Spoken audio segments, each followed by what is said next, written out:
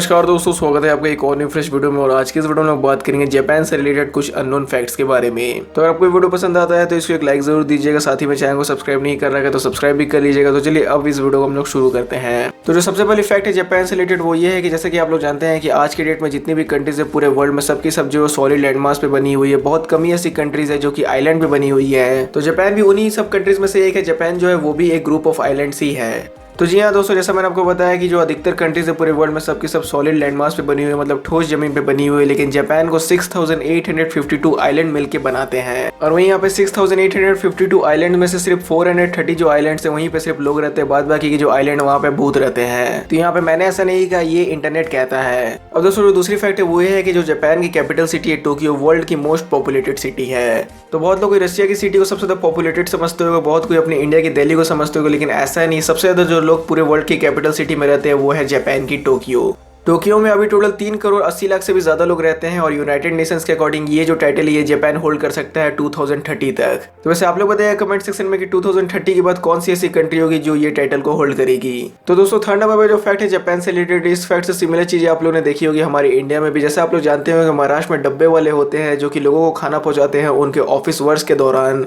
और वे डब्बे वालों के बारे में जैसे आप लोग जानते हैं वो लोग ज़्यादा ट्रेन का यूज़ करते हैं पॉइंट ए से पॉइंट बी जाने के लिए। तो यहाँ पे जापान में भी कुछ ऐसी लोगों का यूज़ किया जाता है, लेकिन यहाँ डब्बे पहुंचाने के लिए यूज़ नहीं किया जाता है, लोगों को ट्रेन के अंदर ठेलने के लिए यूज़ किया जाता है। तो जो लोग मुंबई से बिलोंग करते हैं उन लोगों को पता होगा कि मुंबई की लोकल ट्रेन में कभी कभी कितने ज़्यादा रश हो जाती है कि लोगों को सही से जगह नहीं मिलती अपनी पैर टिकाने के लिए। बहुत ज़्यादा दिक्कतों का सामना करना पड़ता है, तब जाके आपको कहीं खड़े रहने की जगह मिलती है इधर उधर धक्के खाने के बाद। तो यही सिमिलर चीज़ कभी कभी जापान में भी होती है, लेकिन ये चीज़ कभी कभी इतना वहाँ पे ज़्यादा हो जाता है, इतना ज़्यादा रश हो जाता है कि वहाँ के एडमिनिस्ट्रेशन को लोगों को हायर करना पड़ता है दूसरे लोगों को ट्रेन के अंदर ठेलने के लिए। तो जैसा मैंने अभी आप लोगों को बताया कि जो टोक्यो वर्ल्ड की मोस्ट पॉपुलेटेड सिटी है, जिसकी वजह से जापान की आधे से ज्यादा जो पॉपुलेशन है वो टोक्यो में रहती है। मतलब 57% पॉपुलेशन टोक्यो में ही रहती है। और वही टोक्यो के आधे से ज्यादा जो लोग है वो ट्रेन का यूज करते हैं पॉइंट ए से पॉइंट बी जाने के लिए, जिसकी वजह से क्या होता है कि जो टोक्यो की ट्रेन होती है वो हमेशा 199% से भी ज्यादा ओवर कैपेसिटी में रन करती है। तो इसलिए अगर आप लोग कभी मुंबई की लोकल ट्रेन में चढ़ो और वहां पे चढ़ने के बाद आप लोग अगर ऐसा लगे कि कैसी ट्रेन में हम लोग चढ़ गए, यहाँ तो कहीं पैर रखने की भी जगह नहीं है, तो यहाँ पे आप लोग ये मत सोचना कि आप लोग अकेले हो, जापान के लोगों भी आप लोग के साथ हैं। तो फैक्ट नंबर 4, जैसे कि आप लोग जानते हैं कि बहुत सारे लोगों को शौक होता है पेट्स रखने का। मतलब बहुत सारे लोग पालतू जानवरों को घरों में रखते हैं, जैसे कि कुत्ते बिल्ली हो गए, कोई लोग उससे ऊपर के भी जानवर रख लेते हैं, जैसे कि दुबई के शेर भी रख लेते हैं। तो दुबई के बारे में आज नहीं बात करेंगे, कभी और बात करेंगे। वैसे अगर आप लोग दुबई से रिलेटेड भी अननोन फैक्ट्स के बारे में कुछ जानकारी चाहिए तो नीचे कमेंट करके जरूर बताइएगा। तो यहाँ पे जैसे मैंने आप लोगों को बताया कि बहुत सारे लोगों को शौक होता है पालतू जानवरों को घर में रखने का, लेकिन जापान में यहाँ पे लोगों ने इतने ज्यादा पालतू जानवर पाल लिए हैं कि जापान में जितने टोटल 15 ईयर से कम बच्चों की पॉपुलेशन है उनसे ज्यादा यहाँ पे पेट्स एनिमल्स की पॉपुलेशन है। तो जी अगर हम लोग 2013 के अगर सर्वे रिपोर्ट के अकॉर्डिंग देखें तो उस समय वहाँ पे सिर्फ 16.5 मिलियन चिल्ड्रंस थे जो कि अंडर 15 एज वाले थे। और वहीं अगर डॉग्स एंड कैट्स के बारे में बात की जाए तो उस समय 21 million plus dogs and cats पूरे रजिस्टर्ड थे ऑल ओवर द जापान में। तो आप लोग समझ ही सकते हैं कि जापान में पालतू जानवरों की पॉपुलेशन कितनी ज्यादा है। मतलब वहाँ पे लगता है कि लोग इंसान से ज्यादा पालतू जानवरों को प्यार करते हैं, इसलिए इंसान को घर नहीं लाते हैं, पालतू जानवरों को घर ले आते हैं। तो ये बोलना गलत नहीं है, जापान जो है वो पूरी एक पैराडाइज है पेट लवर्स लोगों के लिए। तो फैक्ट नंबर 5, आप लोगों ने वेंडिंग मशीन के बारे में सुना होगा। बहुत सारी वेंडिंग मशीन आप लोगों ने दूसरी कंट्रीज में देखी होगी। वेंडिंग मशीन का जो कल्चर है वो अभी तक हमारे इंडिया में उतना आया नहीं है। भले आपको मॉल सोल्स में वेंडिंग मशीन देखने को मिल जाती है, जहाँ पे वेंडिंग मशीन में आप लोग गिफ्ट्स ले सकते हो, वहाँ पे कुछ टॉफीज ले सकते हो या ड्रिंक्स ले सकते हो। और दुबई जैसी जगह पे आप लोग वेंडिंग मशीन एटीएम से सोने भी निकाल सकते हो। तो दुबई की तो बात कुछ और ही है। लेकिन यहाँ पे अगर हम लोग जापान की वेंडिंग मशीन के बारे में अगर बात करें तो जापान की वेंडिंग मशीन में आपको सिगरेट से लेकर फ्लावर से लेकर मैगजीन से लेकर ड्रिंक से लेकर हर वो एक चीज मिलती है जो कि एक आम आदमी को जरूरत पड़ती है। और वहाँ की वेंडिंग मशीन में वो सब भी चीजें मिलती है। और वही जापान में वेंडिंग मशीन का जो ट्रेंड है वो काफी ज्यादा, जिसकी वजह से ऑल ओवर द जापान में 5.5 मिलियन से भी ज्यादा वेंडिंग मशीन को इंस्टॉल किया गया है। मतलब हर एक गली नुक्कड़ पे आपको जापान में एक न एक वेंडिंग मशीन जरूर देखने को मिल जाएगी। तो फैक्ट नंबर 6, जैसे कि आप लोग जानते हैं कि आजकल के डेट में जो क्राइम्स है वो काफी ज्यादा बढ़ गई है। मतलब हर एक कंट्री में कहीं ना कहीं क्राइम होते रहती है। लेकिन क्या आप लोग को ये पता है कि पूरे एशिया में सबसे ज्यादा सेफेस्ट कंट्री है वो जापान है। तो जापान जो वहाँ पे एकदम क्राइम ना के बराबर होती है। और वहीं यहाँ पे अगर यूएस के अकॉर्डिंग कंपेयर किया जाए तो यूएस से 15 गुना वहाँ पे कम क्राइम होती है। और वहीं जो क्राइम भी होती है वो बहुत ही एकदम छोटे लेवल में होती है। मतलब हल्के फुल्के मारपीट जो हो गई बस वैसी क्राइम वहाँ पे होती है। और वहीं इसी की वजह से जापान का जो नाम है वो टॉप 5 सेफेस्ट कंट्रीज में भी आता है। और वहीं यहाँ पे स्ट्रीट क्राइम्स जो है वो एकदम ना के बराबर देखने को मिलती है। तो इसलिए जो सबसे ज्यादा सेफेस्ट कंट्री है वो है जापान। तो इसलिए अगर आप लोग जापान अकेले भी घूमने का प्लान कर रहे हैं तो कोई भी दिक्कत नहीं है, आप लोग बेफिक्र होकर जापान जाइए, क्योंकि वहाँ पे कोई भी आपको लूटने वाला है नहीं।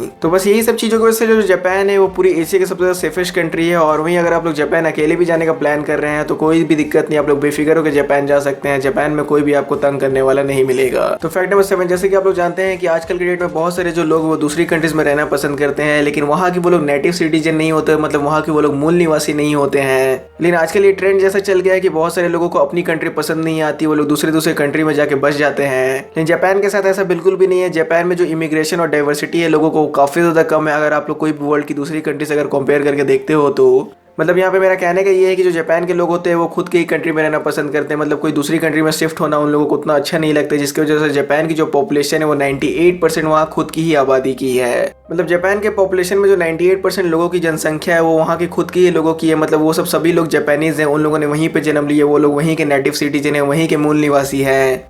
और बाद बाकी जो 2% लोग हैं वो सब फॉरेनर्स है जो कि जापान में आए हुए हैं किसी वर्क पर्पस के लिए, जो कि रहेंगे वहाँ पे कुछ स्पेसिफिक पीरियड ऑफ टाइम के लिए। तो ये चीज़ तो आप लोग जानते हो कि जो जापान है वो काफ़ी ज़्यादा हाईटेक और मॉडर्न कंट्री, और वहीं ये चीज़ इसलिए है क्योंकि वहाँ के लोगों ने डिसाइड किया कि उन लोगों को वहीं रहना है, कोई दूसरी कंट्रीज में शिफ्ट नहीं होना है। और उन्हीं लोगों की स्ट्रगल्स और एफर्ट्स के बाद जापान जो है वो आज वर्ल्ड में इतनी अच्छी रैंक करती है।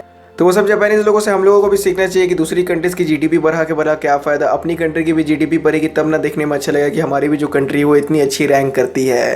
तो फैक्ट नंबर 8, जैसे कि आप लोगों में से बहुत लोग जानते होंगे कि जो क्रिकेट है उसका ओरिजिन हुआ था इंग्लैंड में, लेकिन जो क्रिकेट है वो आज की डेट में सबसे ज्यादा पॉपुलर है हमारे इंडिया में। तो वैसे बेसबॉल का जो ओरिजिन है वो अमेरिका से है, लेकिन आज की डेट में जो बेसबॉल सबसे ज्यादा पॉपुलर है, जहाँ पे सबसे ज्यादा बेसबॉल खेली जाती है, वो कंट्री जापान है। तो जी हाँ दोस्तों, जापान के जो लोग हैं वो बेसबॉल के काफ़ी ज़्यादा दीवाने हैं, काफ़ी ज़्यादा उन लोगों को बेसबॉल देखना अच्छी लगती है। लेकिन अभी जापान में ये देखा जा रहा है कि ये जो बेसबॉल का कल्चर है ये ज़्यादा ओल्डर जनरेशन में, यंगर जनरेशन को अब उतना ज़्यादा बेसबॉल में वहाँ पे देखने में कुछ मज़ा नहीं आ रहा है। तो जी हाँ दोस्तों, जापान के लोगों को बेसबॉल काफ़ी ज़्यादा अच्छा लगता है, काफ़ी ज़्यादा बेसबॉल के वो लोग दीवाने हैं। लेकिन यहाँ पे अभी ये देखा जा रहा है कि जापान में ये जो बेसबॉल का कल्चर है, जो बेसबॉल जो ज़्यादा लोग देखते हैं वो ओल्डर जनरेशन के लोग हैं। अब यंगर जनरेशन को उतना ज़्यादा कुछ इंटरेस्ट नहीं आ रहा है बेसबॉल देखने को। तो जी हाँ दोस्तों, जापान के लोग बेसबॉल के काफ़ी ज़्यादा दीवाने हैं, बहुत ज़्यादा लोग वहाँ पे बेसबॉल देखते हैं। लेकिन अब वहाँ पे ये देखा जा रहा है कि जो बेसबॉल का इंटरेस्ट है वो ज़्यादा सिर्फ ओल्डर जनरेशन के ही लोगों में है, यंगर जनरेशन के लोग में उतना ज़्यादा बेसबॉल का इंटरेस्ट बचा नहीं है। अब ये चीज़ वहाँ पे इसलिए हो रहा है क्योंकि जैसा आप लोग जानते हैं कि आजकल की डेट में जो मोबाइल की यूजेस है वो काफ़ी ज़्यादा बढ़ गई, टेक्नोलॉजी काफ़ी ज़्यादा बढ़ गई, जिसकी वजह से जो लोग है वो फिजिकल गेम्स खेलने के बजाय ज़्यादा आजकल वो लोग डिजिटली गेम्स खेलना पसंद करते हैं। तो जापान के भी बच्चों का कुछ ऐसा ही हाल है। और वहीं जापान में जो दूसरी सबसे ज़्यादा पॉपुलर गेम है अभी वो है सॉकर। तो फैक्ट नंबर 9, पूरे वर्ल्ड में जो सबसे ज़्यादा मैकडॉनल्ड्स के रेस्टोरेंट है वो यूएसए में है, लेकिन बहुत लोगों को ये नहीं पता कि दूसरे नंबर पे कौन सी ऐसी कंट्री है जहाँ पे सबसे ज्यादा मैकडॉनल्ड्स के रेस्टोरेंट है। तो जी हाँ दोस्तों, जापान में है सबसे ज्यादा मैकडॉनल्ड्स रेस्टोरेंट यूएसए के बाद। तो बहुत लोगों को ये बात नहीं पता होती है, बहुत लोग सोचते हैं कि यूएसए के बाद या तो मैकडॉनल्ड्स की सबसे ज्यादा रेस्टोरेंट इंग्लैंड में होगी, ऑस्ट्रेलिया में होगी या फिर न्यूजीलैंड में होगी।